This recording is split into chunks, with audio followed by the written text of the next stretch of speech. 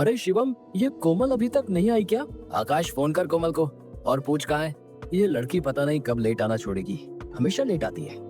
आकाश कोमल को फोन मिला ही रहा होता है कि तभी कोमल आ जाती है और बोलती है, अरे अरे आ गई मैं ऑफिस, बस 10 मिनट ही तो लेट हूँ। अच्छा छोड़ ये सब और इधर आ और बता, घूमने चलेगी? हम सब घूमने का प्लान बना रहे हैं। वाह, घूमने जाएंगे, मजे करेंगे, लेकिन हम घूमने जाएंगे कहाँ? हम लोग सोच रहे हैं कि रुद्रगढ़ चले। वहाँ पर इंद्र वर्मा का बहुत बड़ा मंदिर है, जिसमें एक बहुत बड़ा घड़ा है जो सोने चांदी से भरा हुआ है। लेकिन मैंने तो सुना है वहाँ उस मंदिर में जो जाता है वो जिंदा वापस कभी नहीं आता। स्कूल के आगे पड़ी थी या पीछे पड़ी थी जो इस तरह की फालतू की बातें कर रही है? तुझे गांव वालों का पता नहीं है क्या कि ये लोग खजाना बचाने के लिए कैसी कैसी अफवाहें फैलाते हैं? हाँ यार, तू सही कह रहा है। गांव के लोग वो खजाना बस अपने गांव तक ही सीमित रखना चाहते होंगे, इसलिए इस तरह की अफवाह फैला रखी होगी कि उस मंदिर में जो जाता है वो वापस कभी नहीं आता। नहीं नहीं यार, तुम्हें जाना हो तो जाओ, मैं नहीं जाऊंगी। मुझे तो भाई मेरी जिंदगी बहुत प्यारी है।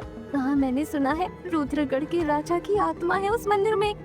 ठीक है मत जा, फिर बाद में मत कहना कि तुझे खजाना नहीं मिला। अरे अरे मैं भी चलूंगी, लेकिन घर वालों को क्या बोलेगा? घर में बताया तो जाने को नहीं मिलेगा। घर वालों को सच बताएगा कौन? झूठ बोलेंगे हम तो। तू भी घर पर यही कह देना कि ऑफिस का पूरा ग्रुप काम से बाहर जा रहा है। लेकिन हम चलेंगे कब? 2 दिन बाद चलेंगे, लेकिन ध्यान रखना कि किसी को पता ना चले और सब ऑफिस के बाहर ही मिलना। चलो चलो अब काम कर लो। चारों काम करने लगते हैं, लेकिन चारों के दिमाग में बस खजाने की ही बात चल रही थी। ऐसे ही 2 दिन बीत जाते हैं। 2 दिन बाद चारों रुद्रगढ़ जाने के लिए ऑफिस के पास इकट्ठा होते हैं। तभी कोमल कहती है, सोच लो अभी चलना है क्या? नहीं, यहाँ बस कार को देखकर वापस जाने आए। चलो चलो जल्दी जल्दी चलते हैं। चारों कार में बैठते हैं और रुद्रगढ़ के लिए निकलते हैं। वो रुद्रगढ़ पहुँचने ही वाले होते हैं कि उनकी कार खराब हो जाती है। तभी कोमल कहती है, अरे ये गाड़ी क्यों रुक गई?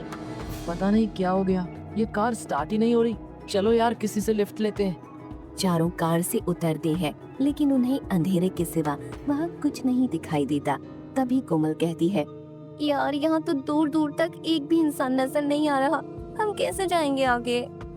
यार अभी बस रात के 7 ही बजे हैं, लेकिन एक इंसान इस रोड पर नहीं दिख रहा। चलो यार थोड़ा आगे चलते हैं, क्या पता कुछ मिल जाए।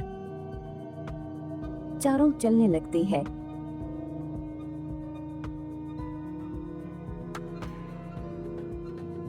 तभी उन्हें एक गाड़ी दिखाई देती है। उस गाड़ी को रुकवाते हैं और उसके पास जाते हैं। भैया यहाँ आसपास कोई गाड़ी वाला नहीं है जो हमें रुद्रगढ़ छोड़ दे? भैया गाड़ियाँ तो बहुत है, लेकिन वो 5 बजे के बाद चलती नहीं है। अगर आप लोग चाहें तो मैं आपको वहाँ छोड़ सकता हूँ, मैं वही रहता हूँ। हाँ हाँ भैया, अब प्लीज आप हम लोगों को वहाँ छोड़ दो। चारों उस गाड़ी में बैठ जाते हैं और चलने लगते हैं। तभी ड्राइवर बोलता है, आप लोग कहाँ से और यहाँ किस काम से आए हैं?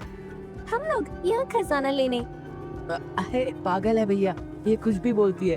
हम तो यहाँ घूमने आए हैं। अच्छा घूमने आए हैं तो ठीक है, लेकिन अगर खजाना लेने के मकसद से आए हैं तो ये गलती मत करना, क्योंकि जो भी उस मंदिर में गया है वो कभी भी वापस नहीं आया है। लेकिन ऐसा उस मंदिर में क्या है जो लोगों को वापस नहीं आने देता?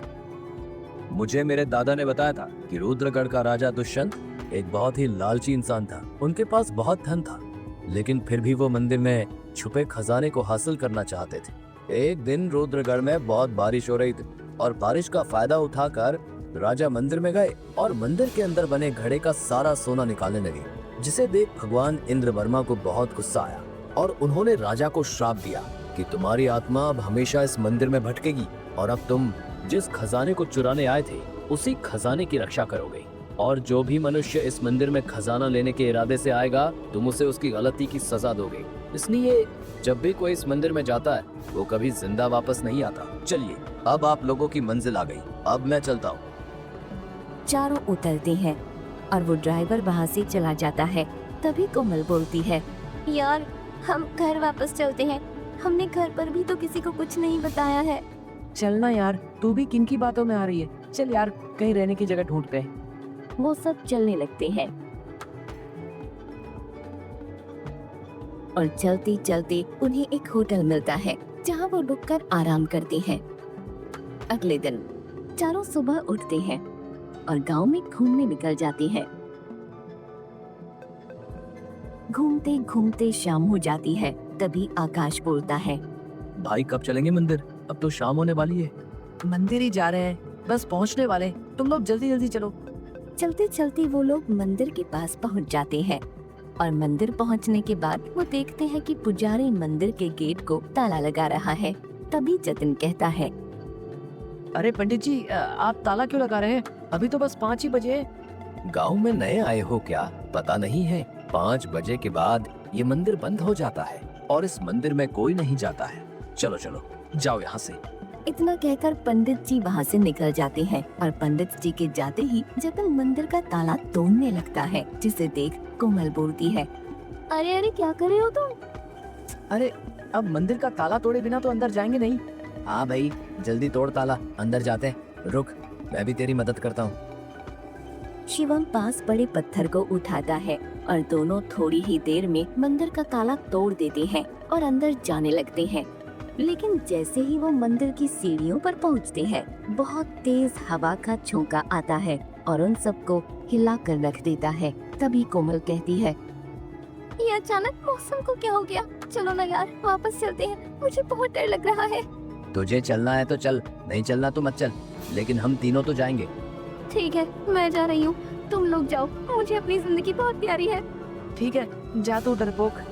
तुम लोग भी चलो ना यार, ज्यादा लालच में मत पड़ो। जा यार तू, हम लोग जा रहे हैं मंदिर में। ये सुनकर कोमल वहाँ से भागते भागते होटल पहुँच जाती है और वो लोग मंदिर का दूसरा गेट खोलकर अंदर घुसते हैं। वैसे ही वो गेट बंद हो जाता है। तभी आकाश बोलता है, अरे भाई, ये गेट कैसे बंद हो गया? अरे यार, हवा इतनी तेज चल रही है, बंद हो गया होगा। चल अब आगे चल। वो जैसे ही थोड़ा आगे बढ़ते हैं, उन्हें इंद्र वर्मा की मूर्ति दिखाई देती है और जंजीरों से जकड़ा वो खड़ा दिखाई देता है, जिसमें बहुत सारे सोने के सिक्के होते हैं। वो तीनों भागते हुए वहाँ जाते हैं और सोने को देखने लगते हैं। तभी जतिन कहता है, अरे यार, ये देख कितना सोना है भाई, जिंदगी सेट है यार, अब तो कोई दिक्कत ही नहीं है। काश कोमल होती यहाँ। छोड़ भाई, वो तो चली गई। चल जल्दी जल्दी सोना लेते हैं और होटल चलते हैं। जैसे ही वो लोग सोने को हाथ लगाते हैं, वैसे ही मंदिर की लाइट बंद चालू होने लगती है। तभी जतिन अपना लाइटर निकालता है और जलाता है और देखता है कि उस खजाने के चारों तरफ बहुत सारे सांप हैं, जिन्हें देखकर वो लोग सांप सांप कहकर चिल्लाने लगते हैं और उधर उधर भागने लगते हैं। और जैसे जैसे वो भागते हैं, वैसे वैसे वहाँ बहुत सारे सांप और बिच्छू आ जाते हैं। कि तभी वहाँ राजा दुष्यंत की आत्मा आती है और बोलती है, तुम लोग लालच की वजह से इस मंदिर में आए हो, अब तुम्हें इसकी सजा तो मिलेगी, और तुम्हारी सजा बस मौत है। वो आत्मा आकाश शिवम पर हमला करती है और वो मारे जाते हैं। लेकिन जैसे ही वह जतिन पर हमला कर रही होती है कि तभी उसे जतिन के गले में एक ताबीज दिखता है, जिसमें इंद्र वर्मा की तस्वीर थी, जिसे देख वो आत्मा खुश हो जाती है और बोलती है, मैं तुम्हारा सालों से इंतजार कर रहा था, आखिर वो दिन आ ही गया, तुम आ गए, अब मेरी आत्मा को मुक्ति मिल जाएगी। मैं कुछ समझा नहीं, आप क्या कहना चाहते हो? तुम ही वो इंसान हो जो मेरी आत्मा को इस शाप से मुक्त करा सकते हो। लेकिन मैं ये करूँगा कैसे?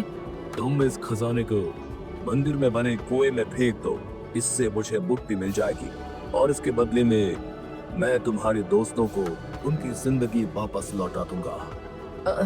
ठीक है, मैं ऐसा ही करूँगा, लेकिन आप मेरे दोस्तों को जिंदा कर दीजिए। ठीक है, लेकिन जल्दी करो, सुबह होने वाली है, और सुबह होने से पहले तुम्हें ये काम करना होगा। ये सुनकर जतिन उस घड़े को उठाने की कोशिश करता है, लेकिन वो उससे उठ नहीं पाता। तभी वहाँ उसे एक रस्सी दिखाई देती है। वो रस्सी को उस घड़े में बांधता है और घसीटते हुए कुएं के पास ले जाता है और कुएं में डाल देता है,